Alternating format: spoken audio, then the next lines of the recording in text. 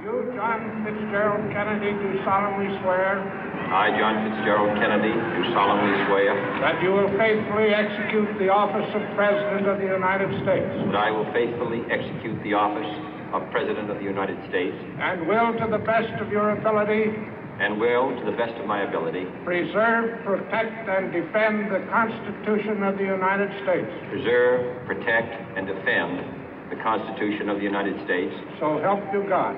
So help me God.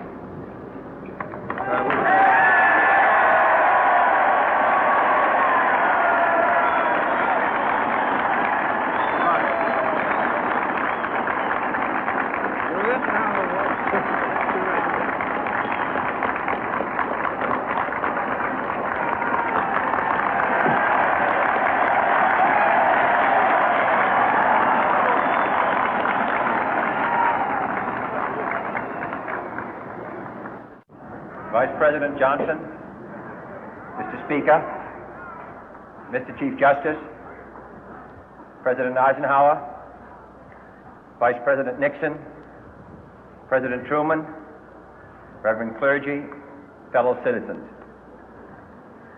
We observe today not a victory of party, but a celebration of freedom, symbolizing an end as well as a beginning, signifying renewal as well as change. For I have sworn before you and Almighty God the same solemn oath our forebears prescribed nearly a century and 3/4 ago. The world is very different now, for man holds in his mortal hands the power to abolish all forms of human poverty and all forms of human life. And yet the same revolutionary beliefs for which our forebears fought are still at issue around the globe. The belief that the rights of man come not from the generosity of the state, but from the hand of God. We dare not forget today that we are the heirs of that first revolution. Let the word go forth from this time and place to friend and foe alike that the torch has been passed to a new generation of Americans born in this century, tempered by war, disciplined by a hard and bitter peace, proud of our ancient heritage, and unwilling to witness or permit the slow undoing of those human rights to which this nation has always been committed and to which we are committed today at home and around the world.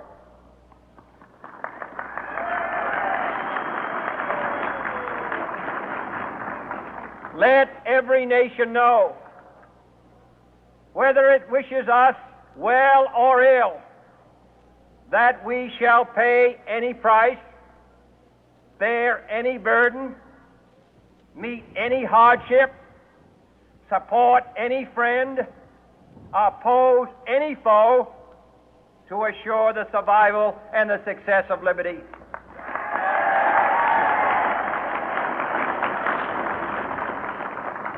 This much we pledge and more.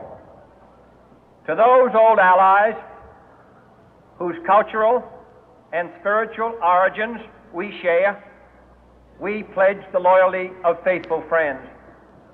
United, there is little we cannot do in a host of cooperative ventures. Divided, there is little we can do, for we dare not meet a powerful challenge at odds and split asunder. To those new states whom we welcome to the ranks of the free, we pledge our word that one form of colonial control shall not have passed away, merely to be replaced by a far more iron tyranny.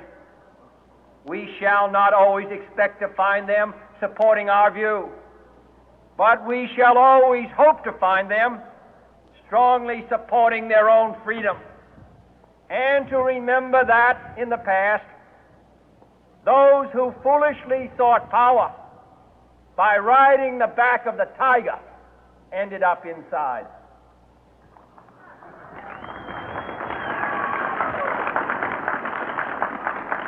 To those people in the huts and villages of half the globe struggling to break the bonds of mass misery, we pledge our best efforts to help them help themselves for whatever period is required, not because the communists may be doing it, not because we seek their votes, but because it is right.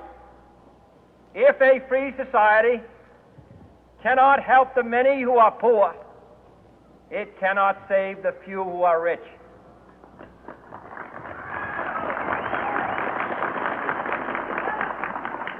To our sister republics south of our border, we offer a special pledge to convert our good words into good deeds, in a new alliance for progress, to assist free men and free governments in casting off the chains of poverty.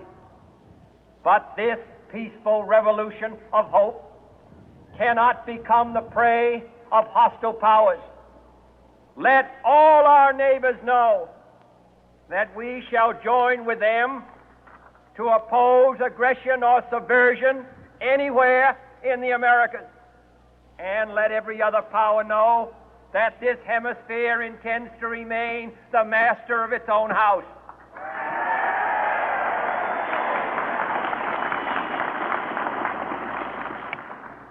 To that World Assembly of Sovereign States, the United Nations, our last best hope, in an age where the instruments of war have far outpaced the instruments of peace, we renew our pledge of support to prevent it from becoming merely a forum for invective, to strengthen its shield of the new and the weak, and to enlarge the area in which its writ may run.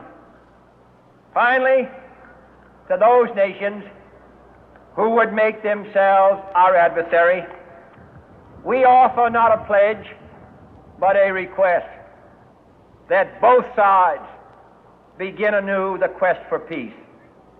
Before the dark powers of destruction, unleashed by science, engulf all humanity in planned or accidental self-destruction, we dare not tempt them with weakness, for only when our arms are sufficient beyond doubt can we be certain beyond doubt that they will never be employed. But neither can two great and powerful groups of nations take comfort from our present course, both sides overburdened by the cost of modern weapons, both rightly alarmed by the steady spread of the deadly atom, yet both racing to alter that uncertain balance of terror that stays the hand of mankind's final war. So let us begin anew, remembering on both sides that civility is not a sign of weakness, and sincerity is always subject to proof. Let us never negotiate out of fear, but let us never fear to negotiate.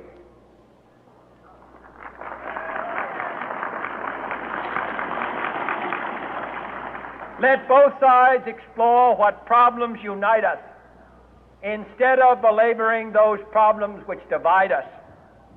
Let both sides, for the first time, formulate serious and precise proposals for the inspection and control of arms, and bring the absolute power to destroy other nations under the absolute control of all nations.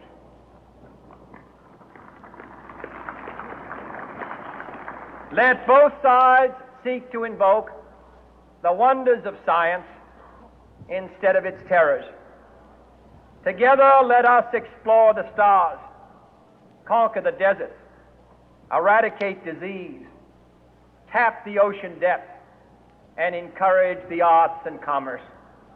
Let both sides unite to heed in all corners of the earth the command of Isaiah to undo the heavy burden and let the oppressed go free.